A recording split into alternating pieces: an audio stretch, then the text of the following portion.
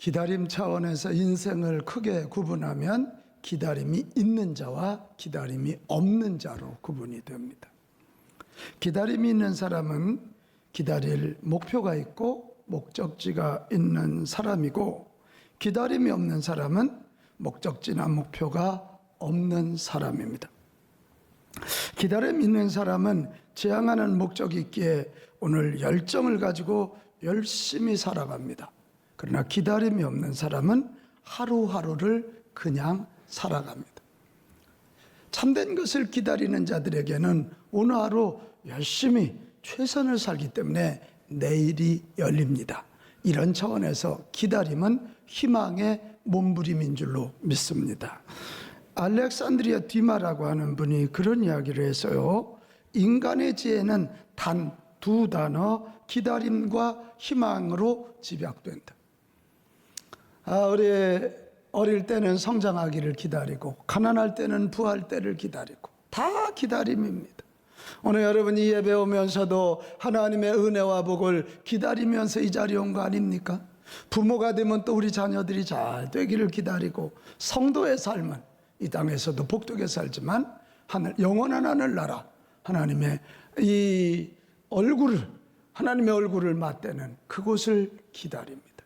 우리 인생은 기다림입니다. 다른 기다림이 있을 때 우리의 삶은 희망의 몸부림이 되는 것이고, 그런 이들에게는 내일이 찬란하게 다가오게 될 것입니다. 우리 한번 같이 합시다. 기다림은 희망을 위한 몸부림.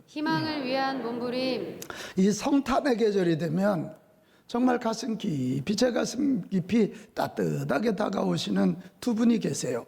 시몬 할아버지와 안나 할머니입니다.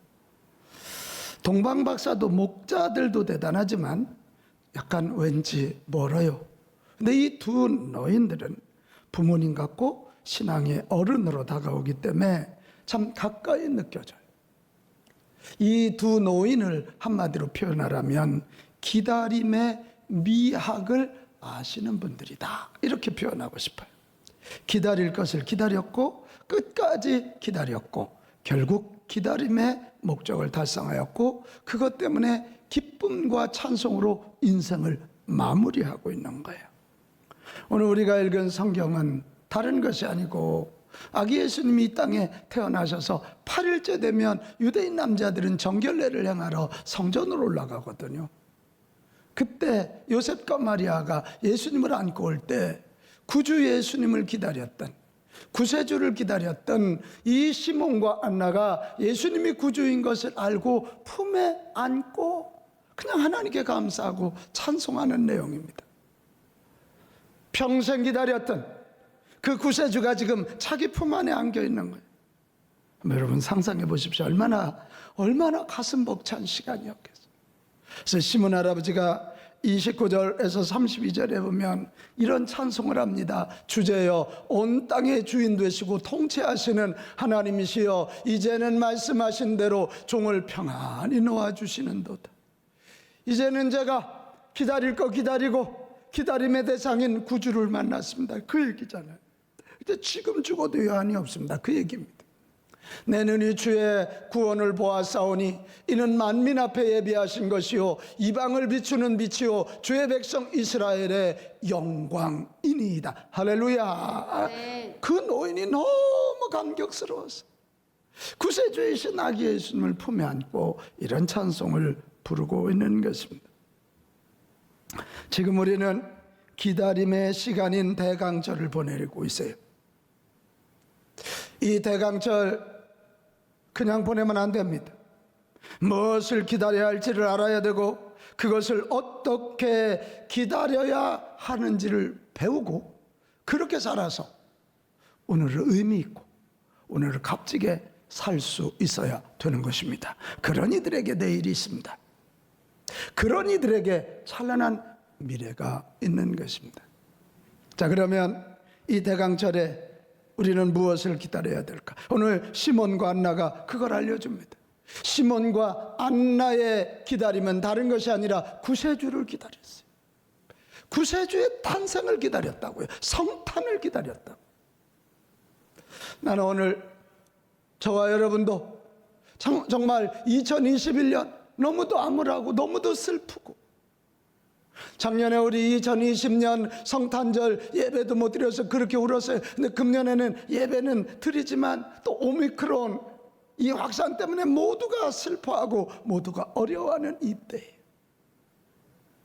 여러분, 이때, 여두운 이때, 우리의 아기 예수님, 구주 예수님, 성자 하나님, 그 하나님을 기다리는 저와 여러분이 됩시다. 아멘. 이 대강절은 구세주 예수님을 기다리는 절기란 말이에요. 성탄을 기다리는 거예요. 그러니까 이게 옛날에 태어나신 그 예수님이 아니라 금년에도 내 안에 나의 주님으로, 나의 하나님으로 예수님이 탄생되시기를 기다립시다. 아멘. 왜? 예수님이 어떤 종교인물이나 성인이 아니라 나의 주님, 나의 하나님으로 모셔야 내 안에 영생을 누릴 수 있기 때문입니다. 왜요? 그래야 진정한 위로 평안이 주어지는 거예요. 그래서 이 시몬과 안나가 이스라엘의 위로를 기다리더라. 왜 그분을 나의 주님, 나의 하나님으로 금년에 모셔드리고 탄생되기를 바라야 되느냐? 그 예수님을 나의 주님, 나의 하나님으로 모실 때 인생의 방향성, 바른 방향성이 생기게 되는 것이고, 그렇게 살아갈 때 진정으로 내 속에서 세상이 줄 수 없는 평안과 솟아오르는 기쁨이 주어지기 때문입니다. 아멘. 같이 합시다. 영생, 위로, 방향, 기쁨. 예수님을 모실 때 주어지는. 그러면 이분을 기다려야지 뭘 기다려요? 우리가 그렇게 좋아하는 돈이 영생을 줍니까? 잠깐의 위로와 기쁨은 되지만 영원한 기쁨과 위로는 되지 못하는 걸 우리는 너무 잘 알아요. 여러분, 이 대강절에 예수님을 기다립시다. 특별히 금년 21년 나의 주님, 나의 하나님으로 그분이 내 안에 탄생하도록 그렇게 기다리는 저와 여러분이 됩시다. 아멘. 그래서 이 성탄절을 맞이하기 위해서 성탄 전 4주를 대강절로 보내는데, 대강절 잘 지내고 있나 점검하는 체크리스트가 3가지 질문으로 요약될 수 있을 것 같아요. 하나는 내가 교회에 나오지만 정말로 예수님을 나의 주님, 나의 하나님으로 모시고 있는 것인가? 이 질문. 그러니까 남들이 믿는, 아내가 믿고 남편이 믿는 그 예수님이 아니라 같이 합시다. 나의 주님, 나의 하나님, 그분으로 모셔야 내가 평안을 누리고, 내가 영생을 누리고, 내가 위로를 받고, 내가 진정한 기쁨을 누리게 되는 것입니다. 또 한 가지 질문은, 이미 그분을 나의 주님, 나의 하나님으로 모셨다면 그분과 깊게 교제하며 그분의 뜻을 알고 그대로 살고 있는가? 이 질문이에요. 고난이 오고 어려움이 왔다고 고난 묵상하다가 절망하는 것 아니고, 이런 고난의 때 정말 우리 예수님과 깊이 교제하고 있냐, 이게. 그리고 그분의 뜻을 찾아서 이 고난의 때 내가 무엇을 해야 할지를 묻고 있는가. 또 한 가지 질문은, 아직 주님을 알지 못하는 자들에게 예수님을 전하고 있는가. 정말 그분 통해서 영생과 참 위로와 삶의 방향성과 기쁨이 주어졌다면, 그걸 내가 확신한다면 그 예수님을 우리는 남에게 전해야 될 거 아니냐, 그 말이요. 이 질문 앞에 우리는 대답을 해야 합니다. 여러분, 이 대강절에 예수님을 기다립시다. 네. 특별히 나의 주님, 나의 하나님으로 내 안에 탄생되기를, 성탄을 기다릴 수 있기를 축복합니다. 아멘. 근데 한 가지 더 있어요. 이 대강절에 우리가 기다려야 할 것이 뭐냐면 하나님 나라 완성이에요. 같이 합시다. 하나님 나라의 완성. 하나님 나라의 완성. 하나님 나라의 완성은 예수 그리스도의 재림을 통해서 이루어집니다. 이 땅에 오셔서 하늘나라를 보여주셨고 하나님의 뜻을 알려주신 예수님, 십자가에 돌아가서 3일 동안 무덤에 계시다가 3일 후에 부활하시잖아요. 40일 동안 우리에게 성령의 기름 부음을 말씀하시고 문을 열어주시고, 그리고 하늘나라 올라가셨어요. 올라가시면서 약속하셨어요. 내가 다시 온다. 섭섭한가? 아멘 안 하네. 내가 다시 온다. 아멘. 내가 다시 와서 이 땅을 심판하리라. 아멘. 그렇게 말씀하세요. 내가 다시 온다. 내가 와서 천국과 지옥을 심판하고 천국 가는 내 백성들에게 상급과 상급 없는 자들을 심판하고 내가 심판하리라. 그래야 하나님 나라가 완성된다는 거예요. 그래 초대교인들은요 예수님의 재림을 목마르게 기다렸어요. 성탄이 초림이라면 예수님이 다시 오는 재림이 재림. 그래 그들의 인사는 우리는 지금 할렐루야 이렇게 말하지만 그들의 인사는 마라나타 주 예수여 오시옵소서. 아멘 주 예수 오시옵소서. 그 인사에 저와 여러분 같이 인사합시다. 마라나타 마라나타. 마라나타. 마라나타. 자 우리 임마누엘하고 한번 해보겠어요. 마라나타. 할렐루야. 그렇게 했어요. 너무 고통스러우니까 너무 힘든 그들 가운데 그들이 무너지지 않는 걸 예수님이 다시 오셔서 우리를 심판하시고 세상을 심판하시고 주의 교회 이기게 하시고 주의 성도 이기게 하신다. 아멘. 마라나타 주 예수여 오시옵소서. 그들은 예수님의 재림을 기다리면서 굉장히 큰 긴장감을 가지고 신앙생활을 했어요. 마지막 예수님의 심판을 바라보면서 오늘 최선을 다했고요 하나님의 뜻대로 살려고 몸부림쳤고요 물질 잃어버리고 건강 잃어버려져 그들은 끝끝내 믿음을 지키기 위하여 카타콤베를 만들고 공동묘지 지하에 들어가서 사는 자녀들의 순결을 끝끝내 지켜냈어요. 여러분 정말 이 대강절에 우리가 뭘 기다려요? 하나님 나라 완성, 예수 그리스도의 재림을 통해서 이루어질 하나님의 나라의 완성을 기다립시다. 아멘. 나에게도 끝이 있다. 나에게도 끝이 있고 나에게도 심판이 있다는 걸 생각하면서 오늘도 하나님의 뜻대로 오늘도 예수님이 내 앞에 오신다면 정말 그분을 떳떳하게 맞이할 수 있는 그런 삶, 최선을 다하는 삶을 살아냅시다. 자, 그렇다면 성탄과 재림을 어떻게 기다려야 됩니까? 오늘 37절로 가면 시므온과 안나 할머니가 우리에게 놀라운 대답을 주고 있습니다. 37절입니다. 시작. 과부가 되고 84세가 되었더라. 이 사람이 성전을 떠나지 아니하고 주야로 금식하며 기도함으로 섬기더니. 할렐루야. 아멘. 그 메시아의 탄생을 기다리는 이분들 이야기는 여기 첫째는 84세가 되어 이겁니다. 지금 결혼한 지 7년 살고 84년 동안 과부가 됐다니까 이 할머니 나이는 100년이 넘습니다. 100세가 넘는 것 같아요. 뭔 얘기? 왜 성경에 84년 동안 과부로 이렇게 기도하며 기다렸다 그럴까요? 이건 한 가지 교훈이에요. 같이 합시다. 끝까지 기다리라. 끝까지 기다리라. 그겁니다. 끝까지 기다리라는 거예요. 끝까지 기다리라는 거예요. 이 시몬과 안나 할머니는 끝까지 기다렸어요. 왜요? 구약 성경에 약속했거든요. 메시아가 온다, 구세주가 왔다. 그래서 이스라엘을 위로하고 온 인류를 구원한다. 그 약속의 말씀 때문에 그들은 그 확신을 가지고 믿음 가지고 끝까지 기다렸습니다. 그럼 끝까지 기다리는 자가 승리합니다. 아멘. 끝까지 기다리는 자가 승리합니다. 아멘. 우물을 잘 파기로 소문난 한 업자가 있었어요. 옛날에는 이 수도가 없을 때는 우물을 파서 펌프를 심어서 그렇게 해가지고 물을 먹었지 않습니까? 저도 어릴 때 우리 집에 우물 파던 장면 생각납니다. 아무리 파도 안 나와요. 우리 집이 조금 높은 언덕백에 있었거든요. 그런데 이 양반은 우물만 파면 신기하게 물이 터져요. 어느 사람이 물으세요. 당신은 어쩌면 그렇게 우물을 잘 팝니까? 그랬더니 이분이 한수도 떠서 예, 저는 우물을 파는데 한 번도 실패해 본 적이 없습니다. 그만 사람들이 더 신기해갖고 그 비법 좀 나한테도 좀 알려달라고. 그럴 때 이 우물 파는 업자가 한 가지 얘기했습니다. 다른 사람은 물이 나올 곳을 골라서 파다가 안 나오면 포기하지만 나는 아무 곳이라도 물이 나올 때까지 팝니다. 그게 비법입니다. 우스갯소리 같지만 이게 비밀입니다.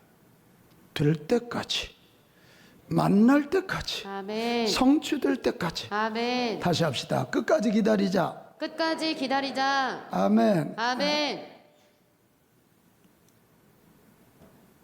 여러분, 세상 사람들은 끝까지 기다리지 못할 때가 많아요. 그러나 우리는 하나님이 나와 함께 하시고 하나님의 자녀로 결국 승리가 있다는 거 믿는다면 끝까지 기다립시다. 아멘. 아멘 좀 크게 해봐요. 끝까지 기다립시다. 아멘. 끝까지 기다립시다. 아멘. 하나님이 복을 주시고 하나님이 은혜 주시고 이 코로나를 통해서 하나님이 일하실 것을, 그리고 한국교회, 우리 교회, 우리의 심령을 살리실 것을 기다립시다. 끝까지. 끝까지. 제가 끝까지 그러면 여러분 기다리겠습니다. 그거 하는 거 끝까지. 기다리겠습니다. 끝까지. 기다리겠습니다. 끝까지. 기다리겠습니다. 할렐루야. 아멘. 그 다음에 또 하나가 성전을 떠나지 아니하고, 이 말입니다. 여러분, 그 당시나 지금이나 세상은 광풍 속에 휩싸여 있습니다. 그 당시는 소위 인구조사라는 것 때문에 로마 대제국이 난리가 날 때입니다.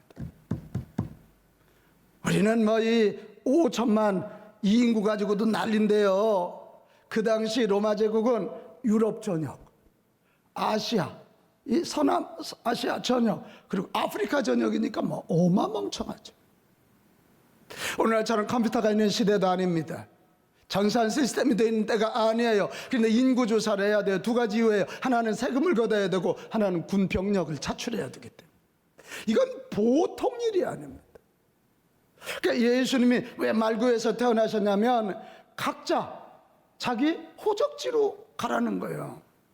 지금 같으면 뭐 전산에 입력하면 되지만 각자 호적지로 가서 그 동네별로 해야 되니까, 그래서 이동하다가 말구에서 나신 거니까 그 로마 제국에 있는 흩어져 있는 사람들이 다 이동해. 그런데 그때 시몬과 안나 할아버지의 특징은 바로 그때 조용히 성전에 엎드렸다는 거예요. 얼마나 많은 율법학자들이 있고 얼마나 많은 종교인들이, 제사장들이 그때 있었습니까? 근데 그들은 예수님을 맞이하지 못해요. 예수님이 오셨지만 구세주로, 자기들의 구세주로 모시지 못해요. 그러나 시몬과 안나는 바로 그때 조용히 성전을 떠나지 아니하고 성전에서 엎드렸다. 같이 합시다. 성전을 떠나지 아니하고. 이게 다른 사람과 차이점입니다.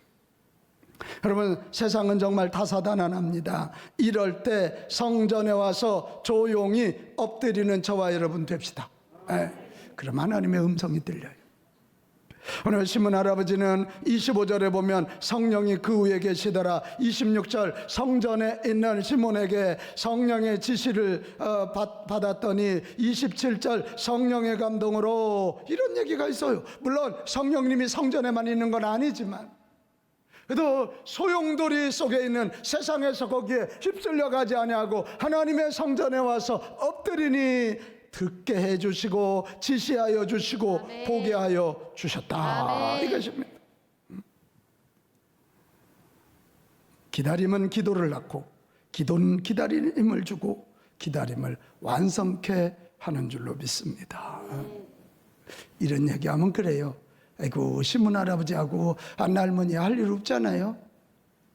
그분들이 그렇게 시원찮은 분들이 아니에요. 시몬이라는 이름이 치료라는 이름이거든요. 이 시몬이 누구냐면, 여러분 좀 놀랄 준비 좀 해봐요. 당대 최고의 학자가 가말리엘, 바울의 선생님입니다. 가말리엘의 아버지예요. 이스라엘 하면 힐렐 학파라고 있어요. 힐렐이라는 사람이 만들었는데, 힐렐이 누구냐? 시몬의 아버지예요. 그러니까 보통 가문이 아니에요. 안나? 오늘 성경이 뭐라고 돼 있어요? 안나 뭐라고 돼 있어요? 프로페티스, 선지자라는 이름이 붙어 있잖아요. 보통 분들 아니에요. 제가 이 시몬과 안나의 뒷배경을 조사하다,